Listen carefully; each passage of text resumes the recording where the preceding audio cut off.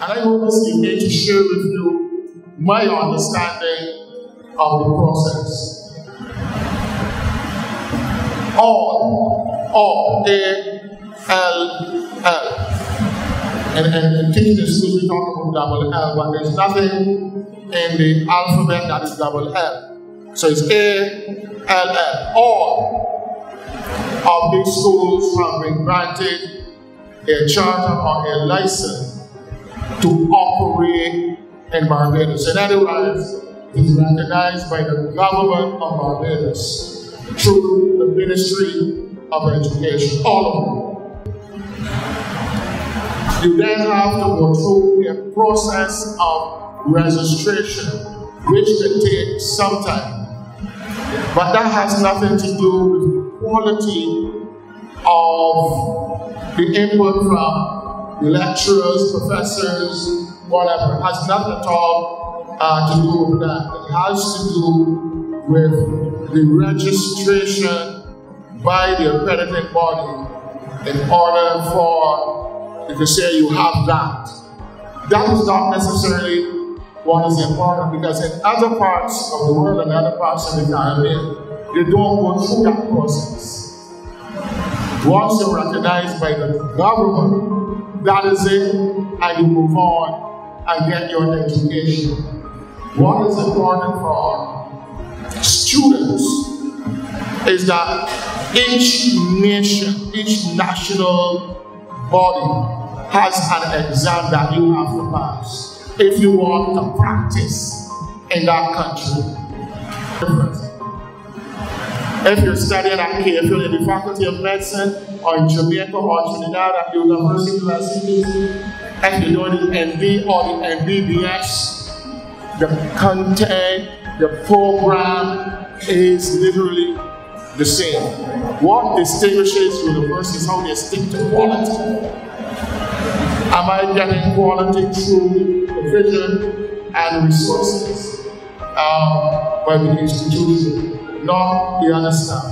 And nobody, I don't have to believe that the United States is demanding accreditation to some years, a few years down the road. I don't know, 2023? 2023. The United States will only start to demand that the institution is accredited in 2023. 2023. That is 5 years from now. It's just like in the West Indies. Any graduate from the University of the West Indies didn't have to do what we call CAMC, the Caribbean Association of Medical Councils exam. But by 2020 now, all of them have to do it. In other words, you get constant changes in the system. So people coming out of the University of the West Indies, once they finish, they got their MBBS, do the internship, they go and practice. There was no qualifying exam to give you the license to practice. Because they're licensing exams, really. They didn't have to do that. But by 2020, they now have to do it. Just like if you want to stay in Barbados and practice, you will do CAMC, which is the licensing exam to practice in the jurisdiction. I believe across the United States, there is not one USL, but if you want to practice in California and New York, there's some little quirks that you have to relate to those in those jurisdictions. You just can't go on and say, well, I'm practicing in California and get up on and say I'm going to practice in Connecticut. There's something in Connecticut that you're going to have to do to make you relevant to practice your medicine in Connecticut. It is important, though, that you understand these things, because otherwise you're going to start getting your head all confused about, I'm going to get my qualification, I can't practice. Not true. The length of time which all of these organizations have to go through the process. First thing, accreditation is what refer to as a voluntary process. It seeks to give you prestige. Prestige. And there's nothing wrong in being prestigious, but you work towards that. In some instances, it was said not until the first cohort of students graduate would you then be able to seek accreditation by whatever accreditation body there is. But if you can do it before, you do it before because it adds to your prestige. It adds to the prestige and not the content of what you're learning. So that is very important, I hope, to all of you, wherever you are, wherever you're studying. The thing is to dedicate yourselves to study. Spend more time studying than you're spending walking these streets here or going up to 6 roads or down to the airport and things like that. Put more of your time into study. Realize your dreams. Ensure that the monies which are being spent by your parents or by yourselves, I don't know, is realized through your success in studying your various disciplines. Pre-med, basic sciences, and then your clinical rotations in the United States. It is so good to see AUIS here. AUIS covers a substantial number of teaching hospitals under their control. And when we granted them the charter 2 years or so ago, they did say to me at the time they wanted to share their knowledge, their resources with all of the medical schools in Barbados. And I want to thank them. Resources for which way you can go to do your clinical rotations. Of course, you only get to your clinical rotations when you've successfully completed the first 3 or 3.5 years of your program of pre-med, basic sciences program, and then you go on from there. And in there, you have to be doing a bit of prepping for USLME 1. So that when you encounter that, that's a breeze. And there are many resources out there which can help you to successfully, beyond teaching in here and particularly targeting the USLME 1, but there's so many resources. I was sitting in another place last week when this FedEx envelope, big spreading envelope, was deposited at the office. I opened it to see what was in it. I thought I had money. There was no money in it. I really heard that hurt me because I'm looking for money. Inside of it was a body out of the United States writing, saying, look, we have at our disposal a whole lot of information that your students can use to successfully complete, the journey through clinicals and the USLME 1 and 2 in the United States of America. We need doctors in the world.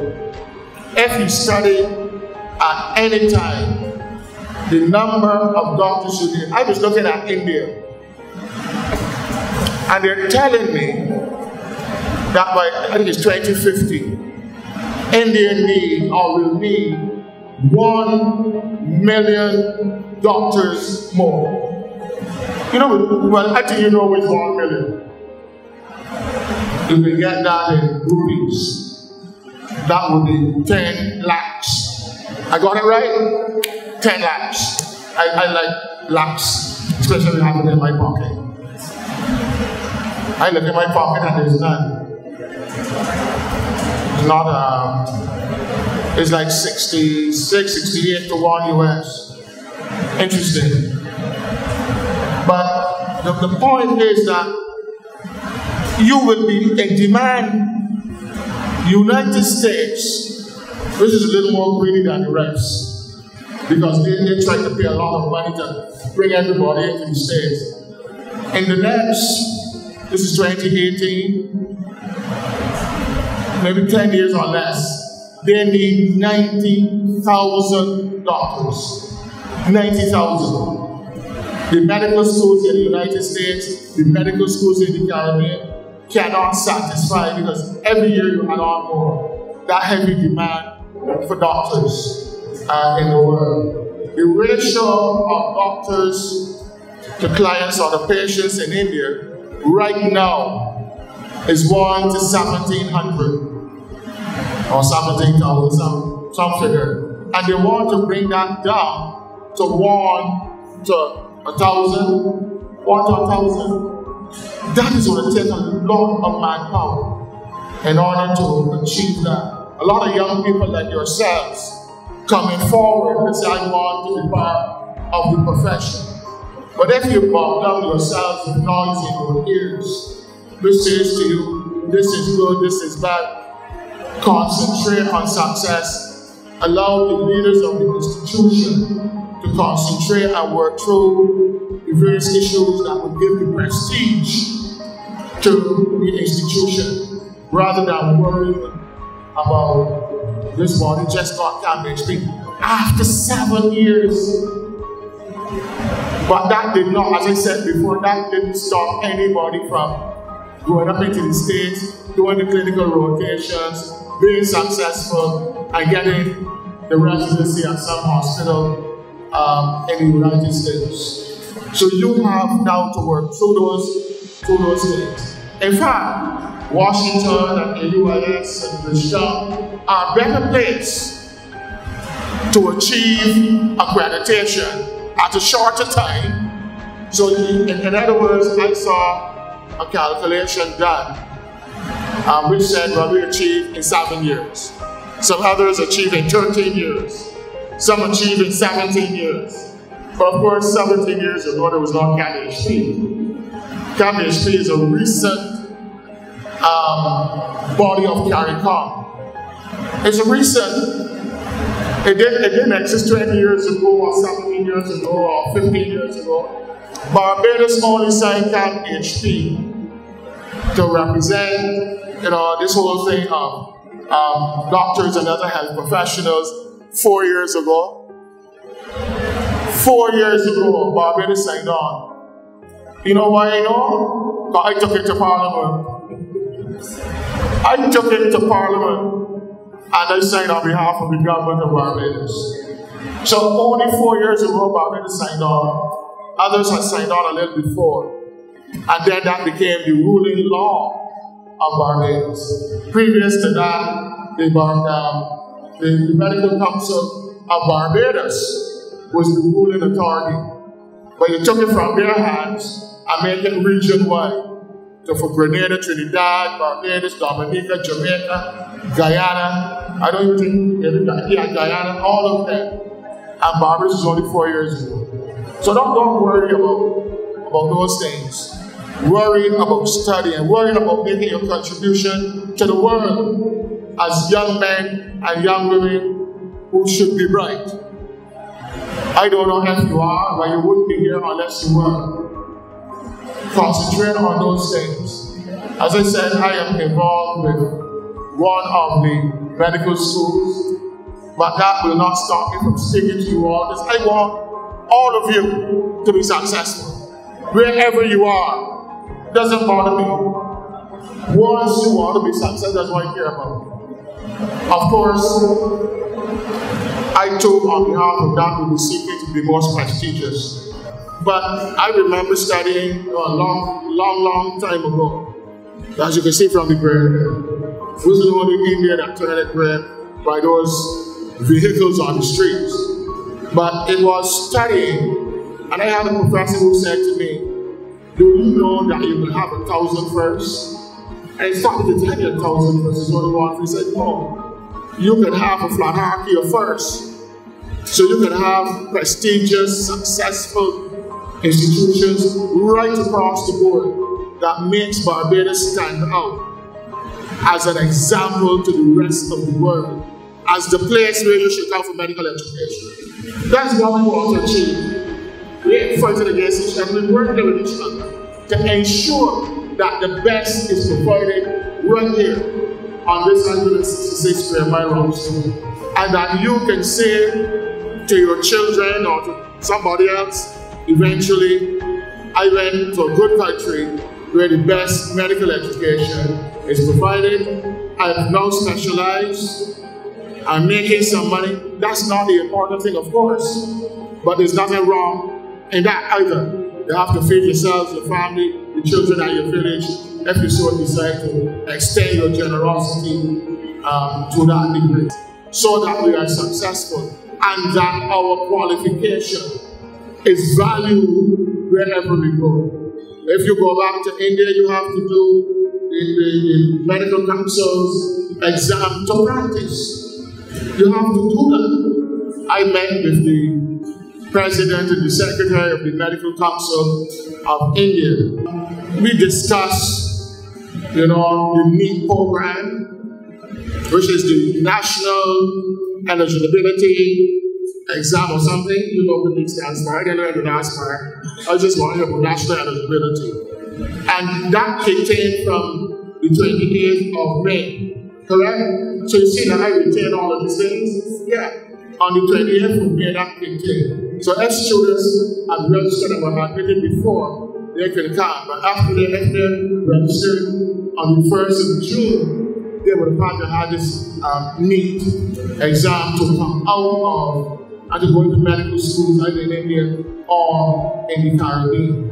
That's that exam that they're doing. Some people are actually setting up classes in India where they're going to pre-med and teaching students to successfully pass NEET, successful at NEET. So you are in a privileged position. Use that privileged position to be successful. Some of you most likely will be starting into rotations in about a year and a half. In about a year and a half. All of these issues will gain nothing within the context of the United States, which only speaks of accreditation by 2023. In another year and a half, you aim out successfully, residents, and move on with your lives. So don't give yourselves burdens in relation to those things. Barbados is recent into all of this accreditation, as I told you. So it will take some time for them, not you, because some of the challenges are in fact with them and not with the schools, because they are still trying to find their own way too. But as long as the government of Barbados grants that, and all of them have been granted, you can move ahead. And that gives American students the opportunity to have loans and grants from the federal system to go to school here in Barbados. Not unless you are a citizen of the United States. That would have brought in the United States citizens and benefit from that. And we have to negotiate that every 3 years. You have to go back down at the end of the 3rd year, and you have to satisfy the representatives of the Secretary of Education that the standard of education, medical education in Barbados, is equivalent to or better than that provided in the United States. So that was given when Washington was here, AUIS was here, University of Barbados was here, AUB was here. That was granted at that time, so there was no challenge. I was one of the spokespeople for Barbados. CAMHP, Ms. Perkins was there. University of Barbados. So we argue not for the individual institution, we argue for the country and the provision of medical education in Barbados. And we were extremely successful. I do not know if they will ask me to accompany the delegation when they go next time. Maybe not, because I'm a different political animal. But I believe we should use the resources they have. But maybe they wouldn't use me because I just will not pay me this time. The point is that you are in a privileged environment. Use it. Hold on to it. Use the resources of your UIS. We've made tremendous spread across Florida, Georgia, Connecticut, Massachusetts, you name it. I do not know a lot of states in the United States, and I will not be traveling to the United States until the next 7 years. I do not know where they will stop me when I get off the plane in Miami to accompany this year. So not for the next I'm joking. People take that. People actually take that seriously. You know. So I wish you the best. Continue your studies. Use the resources that are available, and be the best that you can be in whatever endeavor you set out to do. Thank you.